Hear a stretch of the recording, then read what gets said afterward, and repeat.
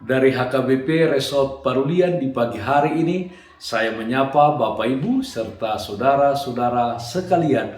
Salam sejahtera bagi kita semua. Sebelum kita mendengar dan merenungkan firman Tuhan di pagi hari ini, marilah kita berdoa. Ya Tuhan yang bertahta di kerajaan surga, hati dan pikiran telah kami siapkan untuk mendengarkan-Mu. Berfirmanlah ya Tuhan. Amin.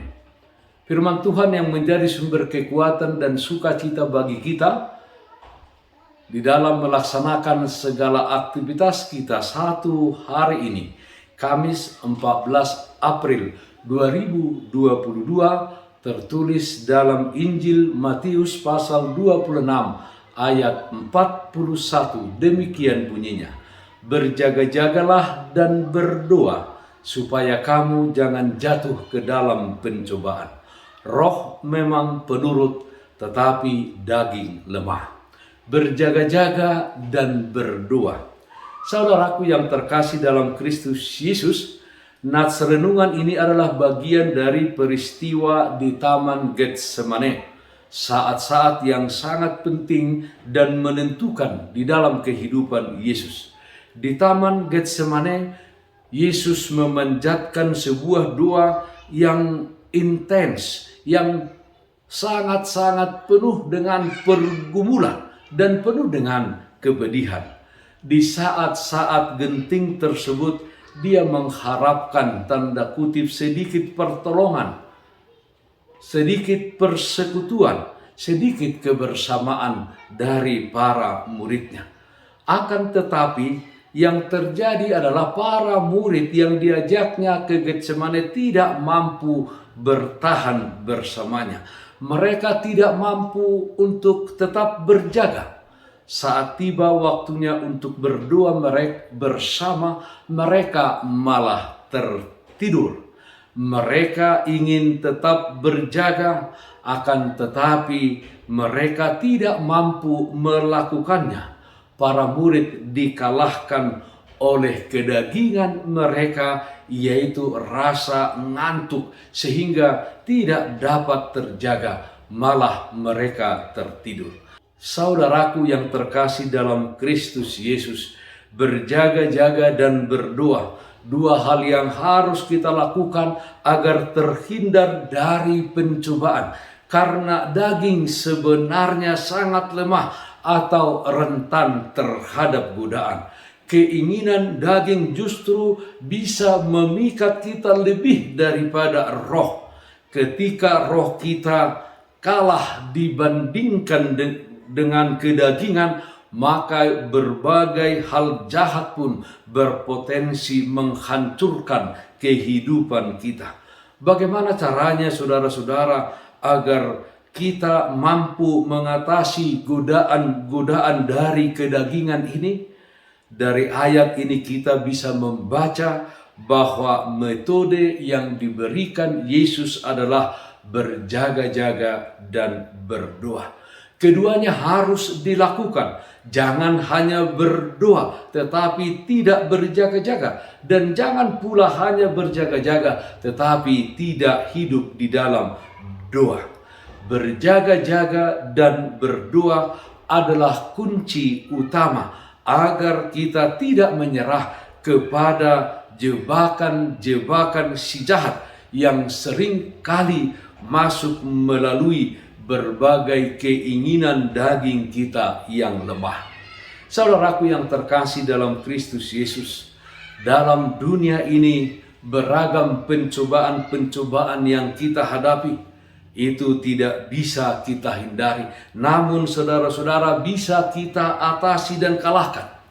Selama di dunia ini, di dalam setiap aktivitas kita, janganlah kita tertidur, tapi tetaplah berjaga-jaga dan sabar. 1 Tesalonika pasal 5 ayat 6.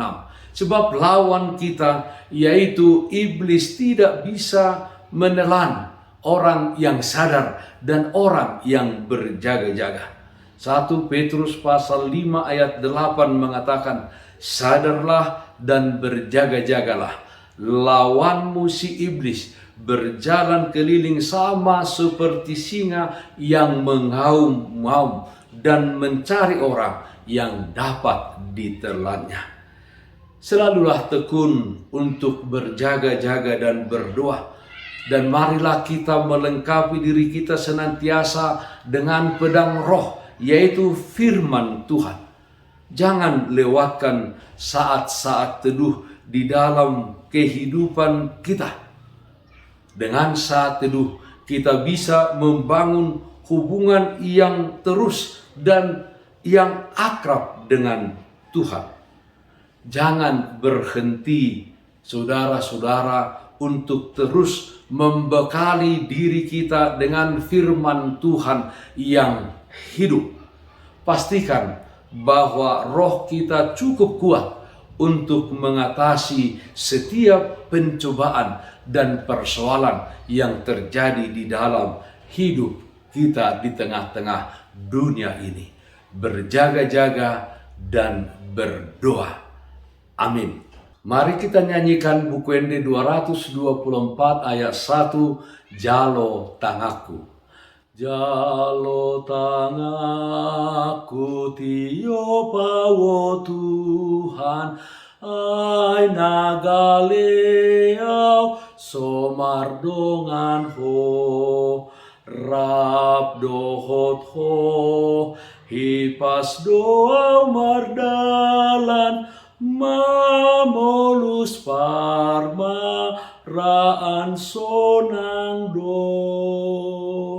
Marilah kita berdoa.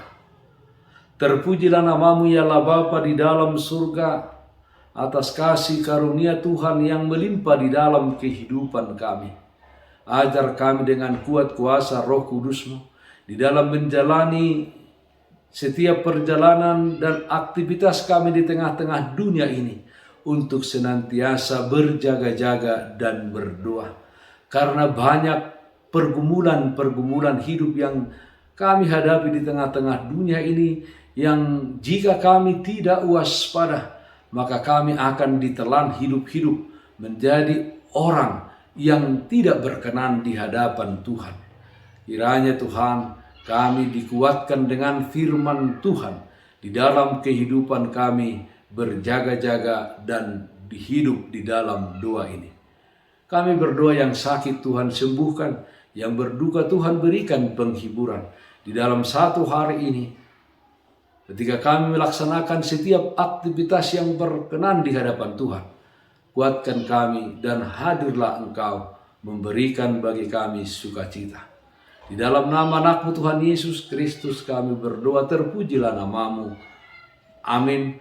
Kasih karunia Tuhan kita Yesus Kristus, kasih setia dari Allah Bapa, serta persekutuan Roh Kudus, itulah yang menyertai-mu hari ini kekal sampai selama-lamanya. Amin. Bapak Ibu saudara-saudara yang terkasih, taatlah akan protokol kesehatan. Bersihkan hatimu, bersihkan rumahmu, bersihkan pekaranganmu.